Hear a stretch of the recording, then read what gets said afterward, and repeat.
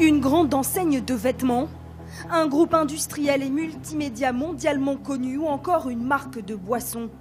Leur point commun, la prise de position de leur patron en faveur d'un deuxième référendum sur le Brexit.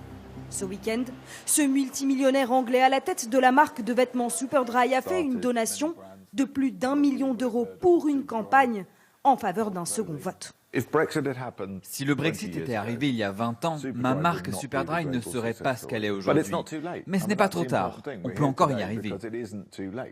Même prise de position de l'emblématique patron du groupe Virgin, Richard Branson. Je pense que les électeurs britanniques ont été mal influencés et que s'ils avaient une deuxième chance de s'exprimer, ils rectifieraient leur vote. 2 ans après le référendum du Brexit, ces entrepreneurs déplorent la lenteur des discussions entre Londres et Bruxelles et craignent surtout l'issue des négociations. Aujourd'hui, ces multinationales font partie du marché commun. Elles ne payent pas de droits de douane, elles ont les mêmes réglementations que le reste de l'Europe. Et elles sont très inquiètes qu'on oublie ces avantages et qu'à l'avenir, elles ne puissent plus commercer avec l'Union européenne.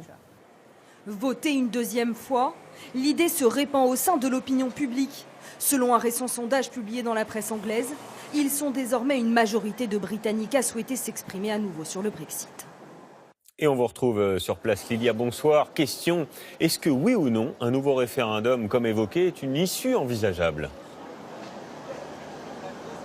Oui, c'est tout à fait envisageable. Vous savez, ici, il n'y a pas de constitution écrite et les référendums, y compris celui sur le Brexit en 2016, n'ont aucune valeur juridique. Il suffirait donc que les députés britanniques votent afin qu'il y en ait un deuxième. Seulement voilà, pour ça, il faut une volonté politique. Et c'est là que ça coince.